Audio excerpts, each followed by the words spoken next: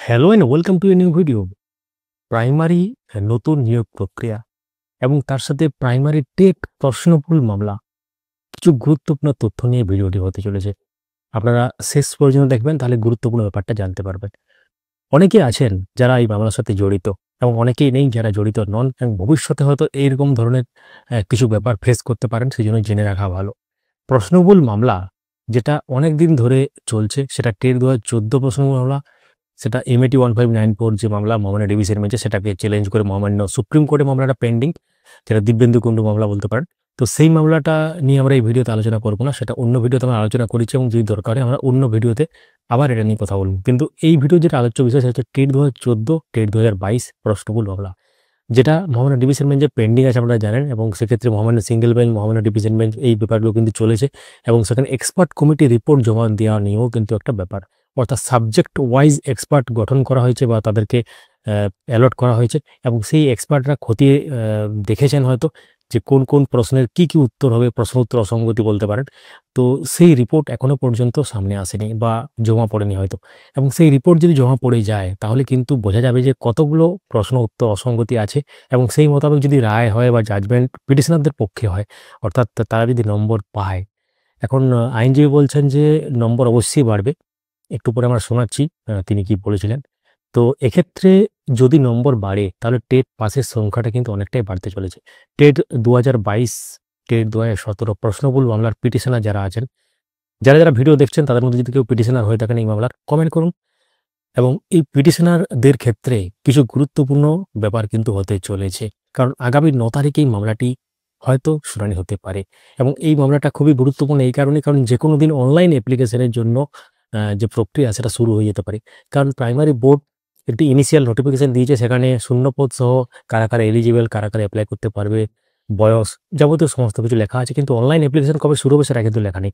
আমরা যদি ধরে নিই কালী পুজোর পর হবে, অর্থাৎ এই অক্টোবর মাসেই হবে, তাহলে কিন্তু তার আগেই এই মামলার শুনানি প্রয়োজন। কারণ এই মামলাটির শুনানি যদি না হয়, প্রথম মামলা বা এর সাথে জড়িত যে রিক্রুটমেন্ট প্রসেস ধরতে পারে, কারণ টেট পাস একটি উল্লেখযোগ্য এক্ষেত্রে ক্রাইটেরিয়া ধরতে পারেন।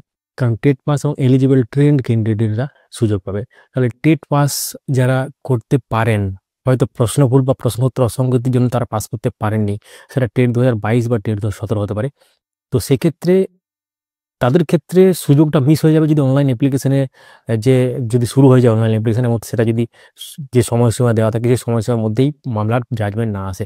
এখন জাজমেন্টে যে পিটিশনারই জিতবে এমন তো বলা যাবে না, কি হবে না হবে সেটা তো ফাইনাল জাজমেন্টে নির্ভর করছে।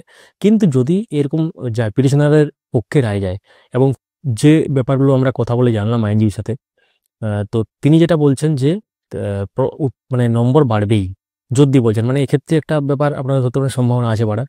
তো আগামী 9 তারিখ গুরুত্বপূর্ণ দিন, এবং সেদিন আহ, আমরা আপডেট নিয়ে আসবো সম্ভব হলে।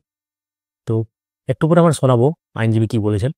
তো এই মামলাটি গুরুত্বপূর্ণ এবং খুবই উল্লেখযোগ্য ব্যাপার এটা, কারণ প্রশ্ন ভুল মামলা বা প্রশ্নোত্তর অসঙ্গতি মামলা, যেটা বোর্ডের পক্ষ থেকে যেটা প্রশ্ন বা বোর্ডের পক্ষ থেকে যে প্রশ্ন সেট আপ করা হয়েছিল, সেখানে এমন এমন উত্তর দেওয়া হয়েছে সেগুলো এক্সপার্ট কমিটিরও হিমশিম খাচ্ছে। মানে এটা মনে হচ্ছে প্রাইমারি না, কোনো ডাব্লিউবিসিএস বা আদার্স কোনো এক্সামের মানে কোয়েশ্চেন, যেটা আমরা মনে করছি। আপনারা কি মনে করেন? এবং টেট 2023-এর প্রশ্ন তো আপনারা দেখিয়েছেন, সেটা নিয়ে কোনো মন্তব্য করতে চাইলে কমেন্টে লিখুন। তো এখন ব্যাপার হচ্ছে এই মামলার শুরু হয় যত তাড়াতাড়ি হয় তত তাড়াতাড়ি পিটিশনারদের জন্য মঙ্গল। এখন অনেকে প্রশ্ন করছেন যে এই মামলার ধরুন যদি মানে রায় হয় যে প্রশ্নগুলো মামলার জন্য বা প্রশ্নগুলো যদি নম্বর বাড়ে আর কি, ধরুন টেট 2022 আমি উদাহরণস্বরূপ বলছি, 6 নম্বর যদি বাড়ে উদাহরণস্বরূপ, তাহলে সেক্ষেত্রে কি পিটিশনারই পাবে না সবাই পাবে যারা টেট 2022 দিয়েছিল? তো এক্ষেত্রে আমরা অতীতে যদি দেখি, তখন পিটিশনার ভিত্তিকে কিন্তু রায় হয়েছিল। কারণ যেসব মামলা টেট 2014 থেকে পেয়েছিল বা 6 নম্বর পেয়ে, ম্যাক্সিমাম 6 নম্বর পেয়ে, অর্থাৎ একটা আপার লিমিট 6 নম্বর, তো সেই ম্যাক্সিমাম 6 নম্বর পেয়ে যারা পাস করেছিল, সেটা কিন্তু পিটিশনার ভিত্তিক হয়েছিল, সেটা সবাইকে দেওয়া হয়নি। পরবর্তী ক্ষেত্রে একটা জাজমেন্ট আছে, সেটা কোনো বিচারাধীন বিষয়, সবাইকে দেওয়ার ব্যাপারটা, অর্থাৎ টেট 2014 দ্বারা যারা বসেছিল টেট 2014, তাদেরকে সবাইকে দেওয়ার একটা ব্যাপার কিন্তু সেখানে বলা ছিল। তো ওদের থেকে আমরা যদি বলি পিটিশনার ভিত্তিক রায় হওয়ার সম্ভাবনা প্রবল, 99% আপনারা ধরতে পারেন পিটিশনার ভিত্তিক রায় হওয়ার সম্ভাবনা আছে। 1% চান্স, সেটা কেউ জানে না কি হবে। এখন ফাইনাল আউটকাম ও ফাইনাল জাজমেন্ট কি আসে সেটা এখন দেখার বিষয়।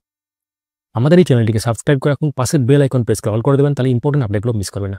এবং এটা হাইপ বলে অপশন আছে, সেটাতে কাজে লাগান। যারা ফেসবুক থেকে রয়েছেন পেজটিকে ফলো করে রাখুন।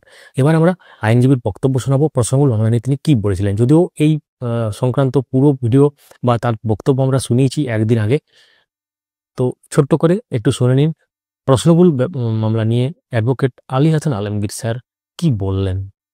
অবশ্যই ভিডিওটি লাইক এবং সবার সাথে শেয়ার করে দেবেন। যখন রিক্রুটমেন্ট নোটিফিকেশন দেখুন, আমাদের 26 তারিখ হাইকোর্ট লাস্ট হয়েছে ছুটির আগে, আর 25 তারিখে সন্ধ্যার দিকে এই রিক্রুটমেন্ট নোটিফিকেশনটা দিয়েছে।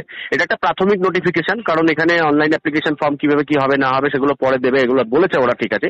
কিন্তু এটা আমরা অতীত থেকে দেখছি এরকম যে পর্ষদ প্রত্যেকটা ক্ষেত্রেই রিক্রুটমেন্ট নোটিফিকেশন গুলো যে কোনো ছুটির আগে দেয়, হয় ডিসেম্বর মাসে না হলে ছুটির সময়, ঠিকই বলেছেন, যাতে করে সেইগুলো থেকে যাদেরকে বঞ্চনা করা হচ্ছে, সেই সমস্ত রিক্রুটমেন্টে পার্টিসিপেট করা থেকে যাদেরকে দূরে রাখা হচ্ছে, তারা যাতে আইনের দরজায় যেতে না পারে। তো সেটা তাই আবার করছিল, সেইটাকে মাথায় রেখেই আমরা কিন্তু 26 তারিখেই মামলা রেডি করে প্রথমে জাস্টিস ভরদ্বাজের কাছে গেছিলাম, কিন্তু ভরদ্বাজ সাহেব ওই দিন বসলেন না। তারপর আমরা ডিভিশন বেঞ্চের দ্বারস্থ হয়েছিলাম যে এদেরকে বসতে দিতে হবে, নাহলে রিক্রুটমেন্টটাকে স্টে করা হোক।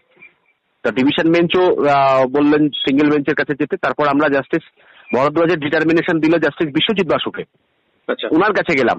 ওনার কাছে গিয়ে আমি বললাম যে এই ব্যাপার, আপনি জানেন প্রশ্নভুলের মামলা বহুত দিন ধরে পেন্ডিং আছে এবং পর্ষদকে 3 সপ্তাহের মধ্যে এই ফাইনাল রিপোর্ট দেওয়ার কথা বলেছিল ডিভিশন বেঞ্চ, যেটা হচ্ছে জুলাই মাসের 15 তারিখে।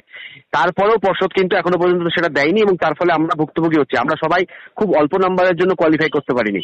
তাহলে এই রিক্রুটমেন্টটাও যদি আমাদের সামনে দিয়ে বেরিয়ে যায়, তাহলে পরবর্তীকালে কবে রিক্রুটমেন্ট আসবে কারণ কোনো ঠিক নেই। তাহলে আমাদেরকে এখানটাতে বসতে দেওয়া হোক, আর নচেত এটাকে স্টে করা হোক। তো এই মর্মে আমরা লিভ চাই, যে আর্জেন্ট আমরা হিয়ারিং করতে চাইছি। তো সেদিনকে জজ সাহেব বলেন যে এটা আজকে যেটা ছুটির আগে যেহেতু এটা লাস্ট কোর্ট, আমি লিভ দিয়ে দিচ্ছি, কিন্তু শুনানিটা তোমরা ভ্যাকেশন বেঞ্চে করো। তো সেই মোতাবেক ওই মামলাও আমরা আগামীতে আশা করছি 9 তারিখে হবে শুনানি।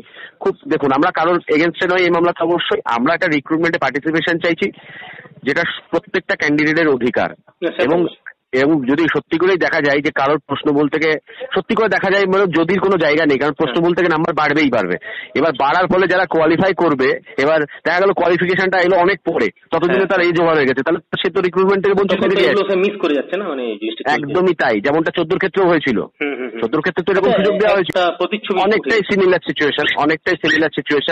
আমরা এই ক্ষেত্রেও চাইবো, দেখুন ওটাকে আমরা রেফারেন্স হিসেবে টানবো। আরো 2-1টা খুব টাটকা রেফারেন্স আমাদের কাছে আছে, সেগুলো আমরা কোর্টকে দেখাবো। আমরা রিক্রুটমেন্ট থেমে যাক এটা তো চাইছি না, কিন্তু আমাদের পার্টিসিপেট করতে দেওয়া হোক। যদি আমাদের পার্টিসিপেট করতে দিতে পর্ষদের আপত্তি থাকে, তাহলে আমরা আর কি চাইতে পারি? আমরা তখন বলতে হবে তাহলে ধাওয়াও, আমাদের ফলাফল আসুক, কারণ তোমাকে উপরে তো দায়িত্ব ছিল, তুমি 3 সপ্তাহের মধ্যে রিপোর্ট জমা দেবে, তুমি তা কেন দাওনি? এই ভুলটা তো আমাদের নয়। মানে অ্যাকচুয়ালি যেটা সময়টা দেওয়া হয়েছিল সেটা কি অলরেডি এক্সিড করে গেছে, যেটা রিপোর্ট অবশ্যই জুলাইয়ের 15 তারিখের না 11 তারিখের অর্ডার জাস্টিস সোমেন সেনের সাহেবের ঘরে 3 সপ্তাহের মধ্যে। আপনারা একটু এইটাও বিচার বিবেচনা করে দেখুন যে প্রশ্নগুলো এমন সেট করেছে যে এক্সপার্টরাই তার রিপোর্ট দিতে পারছে না। মানে এটা প্রাইমারি কোশ্চেন বলে তো লোক মনে করবে না, মানে এটা কি ধরনের কোশ্চেন? একদমই তাই। এবার 23 সেকেন্ডের প্রশ্ন তো একই অবস্থা, 23 সেকেন্ডের প্রশ্ন। এই প্রশ্ন যদি পরীক্ষা দিতে বলা হয়, তো আমরা তো পারবো না এই পরীক্ষা দিয়ে পাস করতে। সেটাই